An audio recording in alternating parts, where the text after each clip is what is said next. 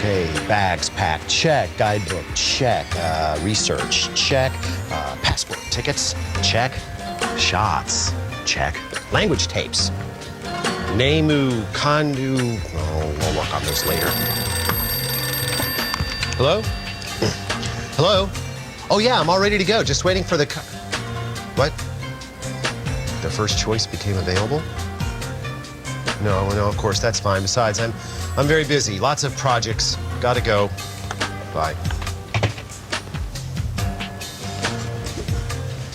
Oh, well.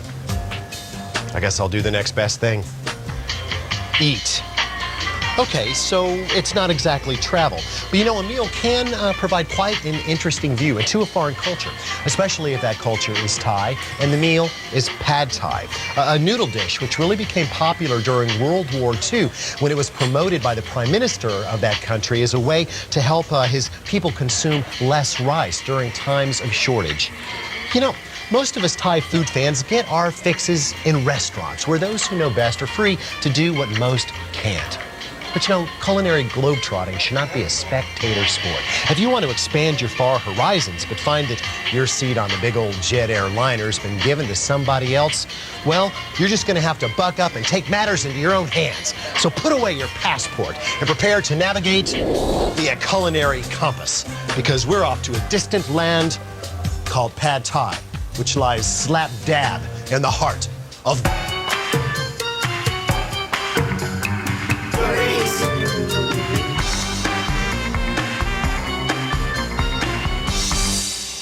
Until 1949, Thailand, which means free land, was known as Siam. And as any history buff or Rogers and Hammerstein fan can tell you, this is the one country in Southeast Asia that has never fallen under foreign rule. However, it has been heavily flavored by outer influences such as China up in the north, India to the west, and England way, way, way to the west. Now, Pad Thai itself is a tranquil reflection of the many influences on the region, as well as an expression of the basic tenet of Thai cuisine itself, which comes down to the careful balance of 5 flavors. Of course, as far as the human tongue is concerned, we're really only talking about 4 primary flavors here. There's the salty, there's the sweet, there's the sour, and the bitter. But in Thai cuisine, they also consider spicy a flavor. But of course, that's really just the sensation of heat. Now, although this remains balanced in Thai cuisine, it's the one sensation that American tongues are the most afraid of. Sorry about that. So in Pad Thai, how do we really get these flavors? Well, part of it comes from the cooking process itself. But in truth, most of it comes from ingredients such as, and just give me a minute, okay?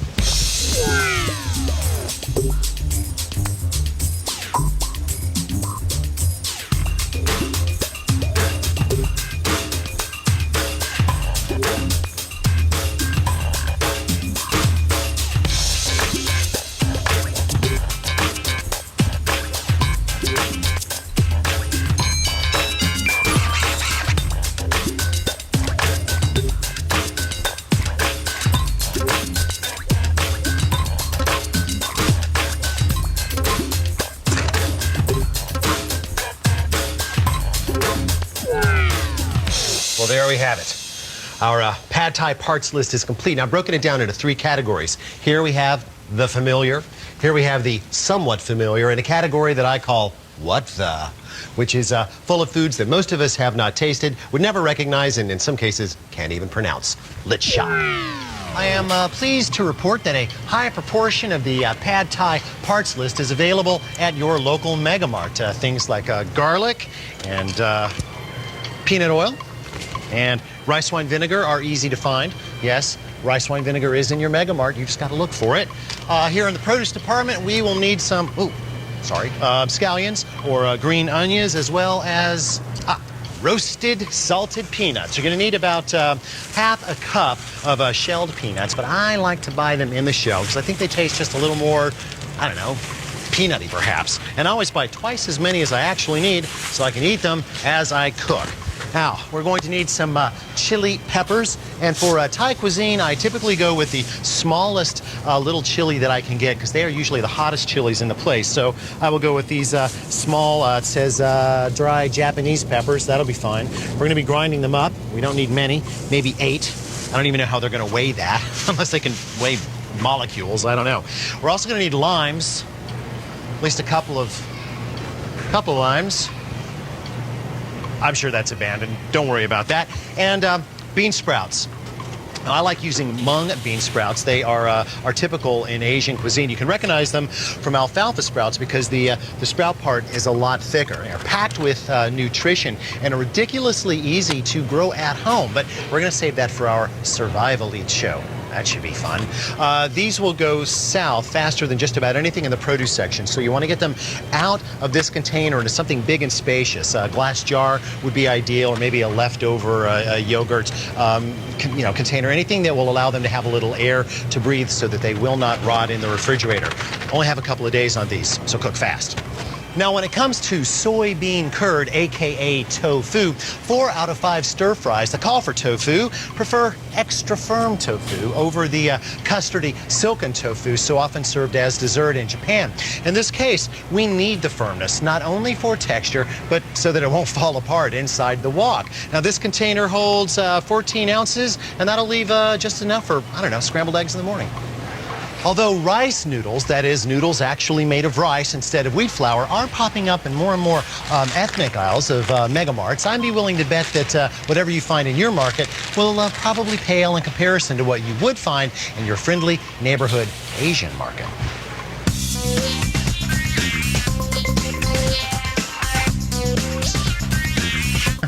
If you've never visited this bit of culinary territory before, it can be a little intimidating, but don't panic. You will encounter sights, sounds, flavors, languages that you've never seen, heard, tasted, or smelled before. But think of it as a culinary journey abroad, only you don't have to have any shots, and you get to sleep in your own bed at night, which is kind of nice. Now, step 1 is to just look around, get oriented, take a little walk, take some pictures. Smile, guys. I love that. Luckily, most of the stuff on our pad thai parts list is easy to recognize. And believe it or not, most of these packages do have English descriptions on them if you're really willing to take a look at them. Now, some pad thai recipes call for cellophane noodles, which look a lot like our rice noodles, but they're made from other forms of starch, like arrowroot, cornstarch, or even beans. Now, dried rice noodles are usually called rice sticks. They come in a lot of different sizes and shapes. Here's some wide, flat ones. Not exactly what we're looking for pad thai. We are going to go with a more narrow version, almost like angel hair pasta for those of you that are fans of that form. One package will certainly be enough for our recipe. Next up, fish sauce. And yes, that's pretty much exactly what it sounds like. Nam pla is Thai for fish sauce, or to be more precise, fish water. And the stuff is as crucial to the cuisines of Southeast Asia as soy sauce is to those of China or Japan. Now, to make it, you basically take a bunch of little fish, usually anchovies, and you layer them in just a big box with salt. And you let it just sit there and ferment for up to a year. You then squeeze out the liquid and you strain it and bottle it. Now, if you're thinking that this might have a pungent aroma, by golly, you'd be right. Luckily, the fragrance mellows a little bit when cooked. Now, quality fish sauce is always reddish brown and completely clear, never murky, kind of like whiskey. And the ingredient list should be blissfully short. Anchovies or fish, salt, water, maybe a little bit of sugar. Believe me, no MSG is necessary, and neither are preservatives. Bacteria don't want a piece of this action. Poke your head into the refrigerator case and you will no doubt encounter some tom kho tong hang, aka dried shrimp, a very common and important seasoning in Thai cuisine, as well as many of the cuisines of Southeast Asia. Now, they are nothing more than tiny little sun-dried shrimp. The flavor is very concentrated, very, very briny. It is an excellent seasoning, but you definitely want to fight the urge to make little shrimp cocktails out of it. You wouldn't like that. Now, this crazy contraption holds the seeds of the tamarind tree, which are in themselves wrapped up in a very odd-looking paste, which is, it has a very complex taste, a little bit sour, a little bit bitter, a little bit sweet. kind of like a lime-flavored raisin. Since in the end, all we really need is to produce a flavorful liquid from this, we might as well do away with the hard labor and just buy it in paste form.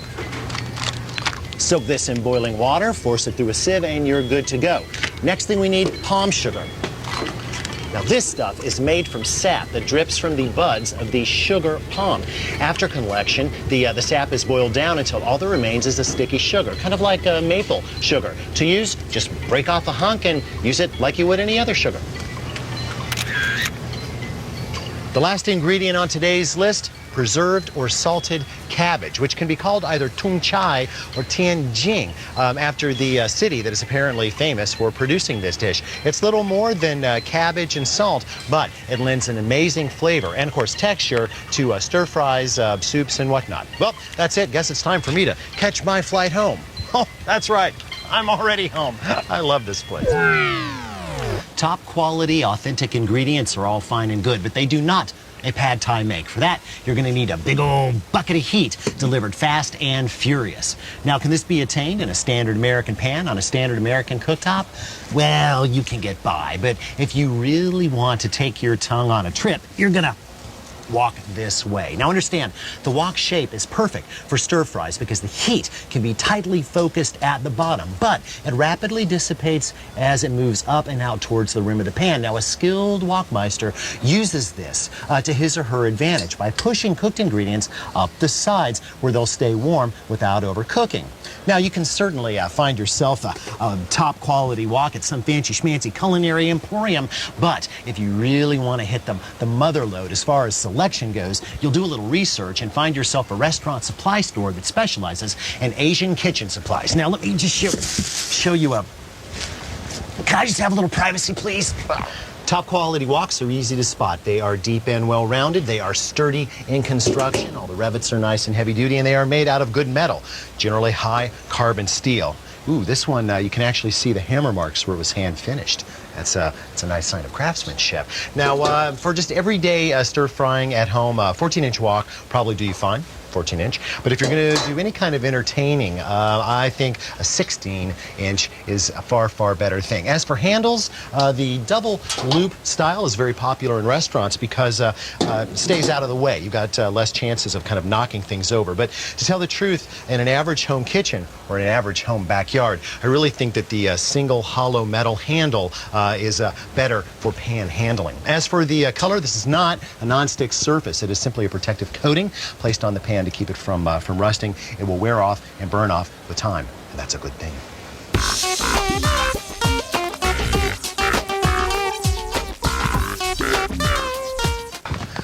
Now, pad thai is a stir fry, and stir fries happen fast. Once they start, there's no getting off the ride. So proper preparation is key. And if I've said it once, I've said it, 7 times. Organization will set you free. First step, prep your tofu. Now, this is something that I usually do the night before I actually prepare the pad thai itself. I have here 12 ounces of extra firm tofu cut into 4 slices. It is enough for 4 servings. I want to get some flavor into this via marinade, but in order to do that, I've got to squeeze out some moisture first. So here we have a baking pan that I'm going to line with a little tea towel like that, and we'll just lay out these pieces so that they are not touching. Fold that over. Put another baking pan on top, and then we'll need a weight to actually wring that out. 5 pounds ought to do the trick. If you don't have one of these, you can use a phone book or a few cans of food. And into the refrigerator. Night.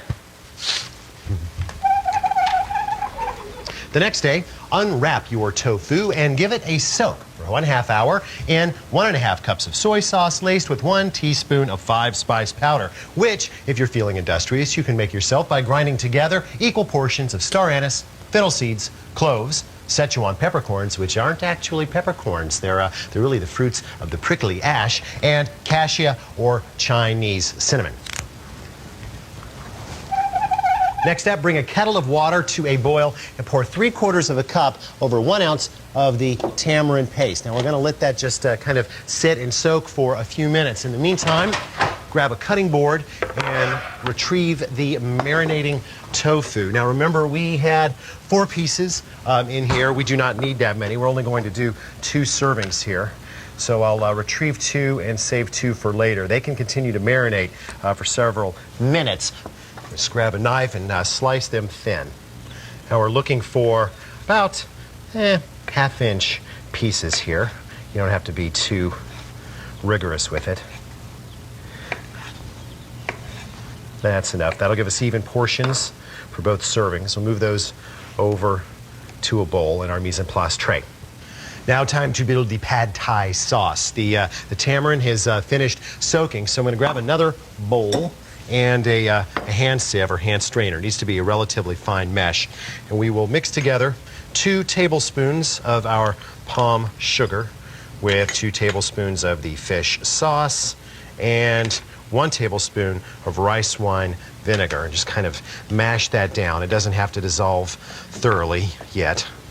It's good enough. And we're going to strain in the tamarind mixture. Now, the goal is to squeeze all of the pulp out of the tamarind while leaving all of the seeds and kind of stringy stuff behind. You know, the stuff that looks like this. Whereas you can tell your kids it's beef stew and just watch the fun unfold. Don't eat this. There. As for our 4 ounces of rice noodles, they don't have to cook, but they do need to rehydrate in hot, but not too hot water. This is about 128 degrees. I like to use what's left over from my kettle, but hot tap water would do as well. 10 minutes will do the job. As for the rest of our ingredients, everything gets its own little bowl. A cup of scallions chopped on the bias, a couple teaspoons of minced garlic, 2 whole eggs, 2 teaspoons of our salted cabbage, 1 tablespoon of dried shrimp chopped, 3 ounces of bean sprouts, half a cup of salted peanuts, and just a wee bit of ground dried chilies for garnish. Last but not least, 1 lime. But we'll wait and cut this up when we're finished. Now, time to find a launching pad for this. Even if my cooktop could properly accommodate a wok, which it can't, I wouldn't stir fry in the house unless it was the dead of winter and the furnace wasn't working. Besides, out here on the porch, I have this. Believe you me, a couple of quarts of hardwood charcoal will generate all the BTUs necessary for wokking. If you place your cooking grate on top and then top that with a wok ring available for about $10 at any kitchen store, whew, you've got yourself the perfect wokking platform. Now, my legal team has asked me to remind you that like swimming, playing golf, or sitting still on your sofa, grilling can be hazardous. So make sure that you comply with all local, state, and federal guidelines for this kind of activity, and at all times obey the manufacturer's instruction booklet. And I'd like to add, it never hurts to keep one of these around just in case. In 10 minutes, this will be ripping hot and ready to go. Guys, keep an eye on this for me while I grab my food.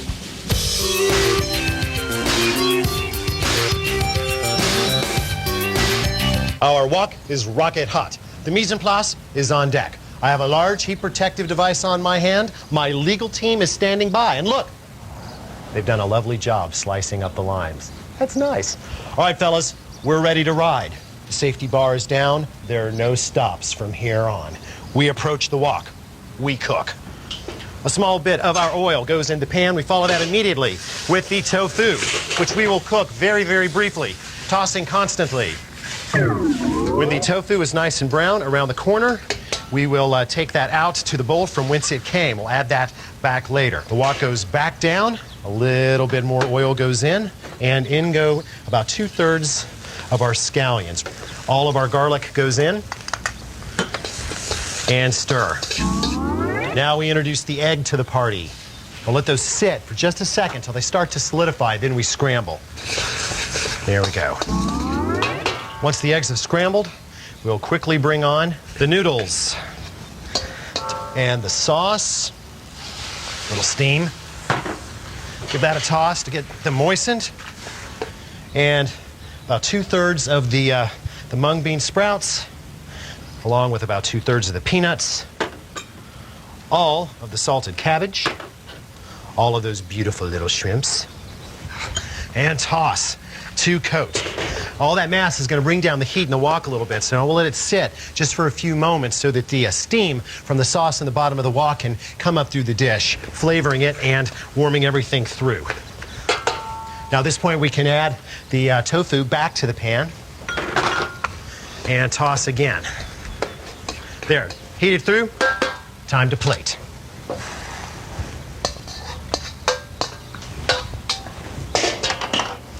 Now let's see, we will garnish with the rest of the bean sprouts, some more of the scallions, the rest of the nuts, especially around the edges. Don't worry about that. And don't breathe in, guys. The chilies. There we go. Last but not least, the limes that you so graciously cut. Very nice. Thanks for your help, guys. See ya.